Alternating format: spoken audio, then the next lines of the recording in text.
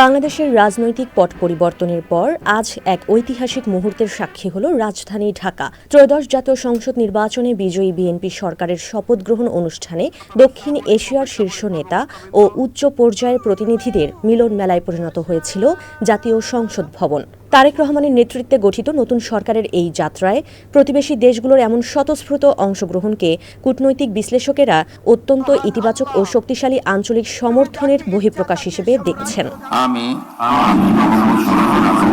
17 ফেব্রুয়ারি বিকাল 4টায় জাতীয় সংসদ ভবনের দক্ষিণ প্লাজায় আয়োজিত এই জাঁকজমকপূর্ণ অনুষ্ঠানে রাষ্ট্রপতি মোহাম্মদ শাহাবুদ্দিন নবনিযুক্ত মন্ত্রীদের শপথবাক্য পাঠ করান। এই ঐতিহাসিক মুহূর্তের সাক্ষী হতে মঙ্গলবার সকাল থেকেই ঢাকায় পৌঁছাতে শুরু করেন বিদেশি অতিথিরা। বিদেশি মেহমানদের যাতায়াত ও নিরাপত্তা নিশ্চিত করতে রাজধানীর শেরেবাংলা নগর এলাকায় গড়ে তোলা হয়েছিল নিশ্ছিদ্র নিরাপত্তা বলয়। শপথ অনুষ্ঠানে যোগ দিতে আজ সকালেই বিশেষ বিমানে ঢাকায় পৌঁছান মালদ্বীপের প্রেসিডেন্ট ড মোহাম্মদ মুইজ্জু। বিমানবন্দরে তাকে লাল গালিচা সংবর্ধনা জানান পররাষ্ট্র উপদেষ্টা এম তৌহিদ হোসেন। এছাড়া বাংলাদেশ সরকারের বিশেষ আমন্ত্রণে অনুষ্ঠানে যোগ দেন ভুটানের প্রধানমন্ত্রী দাশো শেরিং তোবগে। তাদের এই সফর দুই দেশের বন্ধুত্বপূর্ণ সম্পর্ককে এক নতুন উচ্চতায় নিয়ে যাবে বলে আশা করা হচ্ছে। প্রতিবেশী ভারতের প্রতিনিধিত্ব করেন দেশটির লোকসভার স্পিকার ওম বিড়লা।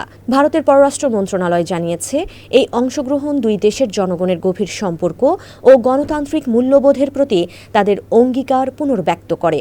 এছাড়া পাকিস্তানের পক্ষে দেশটির পরিকল্পনা ও উন্নয়ন মন্ত্রী আহসান ইকবাল চৌধুরী, নেপালের পররাষ্ট্রমন্ত্রী বালানন্দ শর্মা এবং শ্রীলঙ্কার স্বাস্থ্য ও গণমাধ্যম মন্ত্রী ড নলিন্দা জয়তিসা নিজ নিজ দেশের প্রতিনিধি হিসেবে শপথ অনুষ্ঠানে উপস্থিত ছিলেন।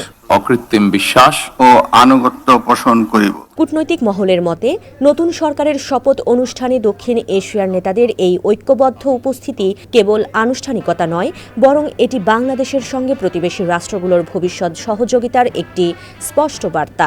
বিকেলের এই অনুষ্ঠানের মধ্য দিয়ে কেবল অভ্যন্তরীণ রাজনীতি নয়, বরং বাংলাদেশের বৈদেশিক সম্পর্কের ক্ষেত্রেও এক নতুন অধ্যায়ের সূচনা হবে বলে আশা করা হচ্ছে।